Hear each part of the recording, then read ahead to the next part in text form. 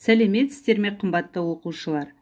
Бүгінгі сабақтың тақырыбы Оралхан Бөкей Атау Кере повесінде ана бөлімі. Сабағымызды оқу мақсатына сай сіздің меңгеретініңіз әдеби туындыдағы көтерілген мәселеге өзіндік көзқарас тұрғысынан шығармашылық жұмыс, әңгіме, өлең жазу. Ал енді бірінші өткен материалдарды еске түсіріп, айна бейнесін тағы да бір ашайық. Орманда омарта ұстап отырған осы бір үйдің бар тіршілігі айнаның мойнында еді. Шаңырағының берекесін келтіріп отырған Құдай қосқан қосағы айнаның жан дүниесіне үңілуден қалған еріктің көңілін көрсоқырлық басады. Кеше ғана Алматыға барып білім алған асқақ армандары болған айнаның ерікпен қосылғаннан кейінгі көңілін үміттен гөрі күдік басады. Сол күнделікті күйбең тіршілікке деген емес, кеше өзі ұнатқан еріктің адамгершілік қасиетіне деген күдігі болатын. Айна өзін ана арасына емес, жұмыс арасына теңейді. Өйткені ол еңбек етуді ертеңгі мұрат мақсаттарға талпыну деп түсінетін. Міне балалар, өткен сабақтың жалғасы ретінде айнаның бейнесі толық ашылды деп ойлаймын. Енді айнаның енесі ана бөліміне шолу жасайық. Нұрке ана. Ұлты басқа болса да, жастайынан қазақтың шаңырағына келін болып түсіп, бүгінде елге сыйлы ана болып отырған Нұрке ананың ендігі бар тіршілігі жалғыз ұлы ерік пен келіні айнаның үстінде. Тек сол жалғызының дүниеге жақындығы соңғы кезде көңіліне селкеу түсірген. Пайда табудың жолында неден болса да тартынбайтынын іші сезеді. Айна ғана жанына жалау болып көңіліндегісін табады. Өткенге өкініш жоқ десе де ана көңілі алаңдаулы. Ал балалар, енді мен сұрақ берейін, сол сұраққа толық жауап береді деп үміттенемін. Нұрке ана қазақ отбасына қалай келін болып түседі? Жауаптарыңызды кері байланысқа да жазуға болады балалар. Оның кержақ деп отырғаны кімдер? Нұрке әже келініне қандауыр сөзін қалай түсіндірді?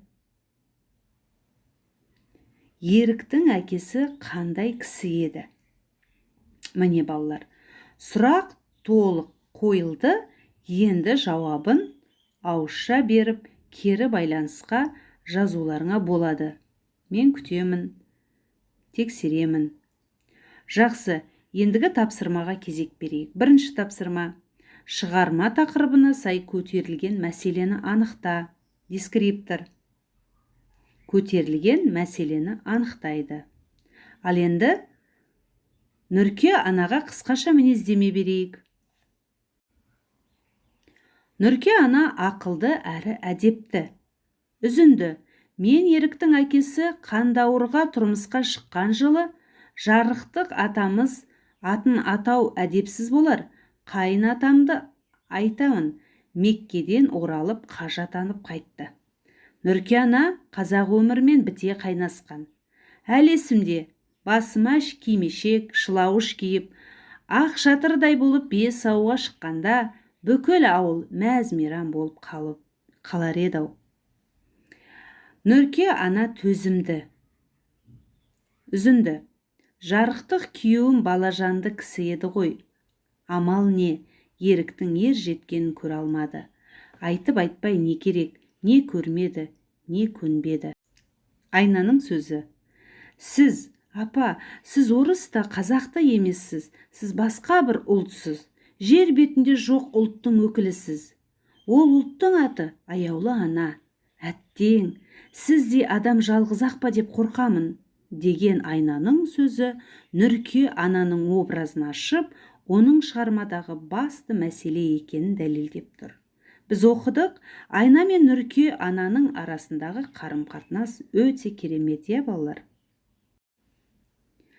Әлемдегі ең сұлу және ең керемет атау ана.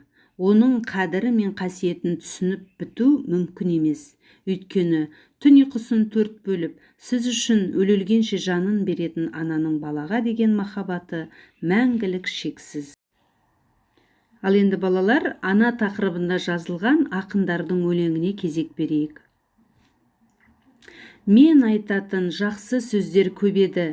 Мен де анамды жақсы көрем, себебі білесің бе, бұл әлемде адамдар ана жайлы айту үшін келеді. Ерлан Жүніс. Арманыңды ақтармын ба, жүрегімде тербесем. Айға сіңлі қарындассың, қасиетті жерге сен. Мен өзіңді теңдесі жоқ құдірет деп түсінем. Сендік қуат мың есе артық, жердің тарту күшімен. Төлеген Айберген. Бәрі дана бір өзіңнен басталды. Сен деп жаздым алғаш өлең дастанды. Қуандым ба, өзің бар деп қуандым. Жыладым ба, өзің жоқ деп жастамды. Бәрі де ана бір өзіңнен басталды. Қадыр Мырзаәлі. Ақын жазушылардың өлеңдерінің бір шумағынан ананың образы толық ашылды деп ойлаймын. Сіз не дейсіз? Шығарма неге қауіпті будан деп аталады?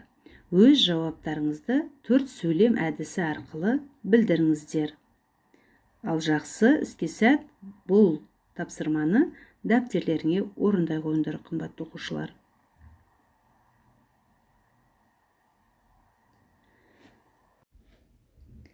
Ерік мұхиттың арғы жағынан тойымсыз шетелдік еркек араларды алдырып, оларды жергілікті аналықтармен будандастырып, түрі бөтен, түсі суық жаңа бір араның түрін алады.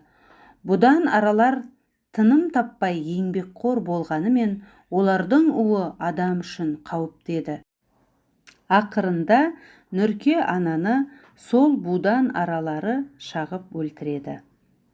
Сабақтан кейінгі әсерім: нені сезіндім, нені білдім, қандай ой пайда болды, не үйрендім? Кері байланысқа жазуларыңа болады. Көңіл қойып тыңдағандарыңызға үлкен рахмет. Сау болып тұрыңыздар.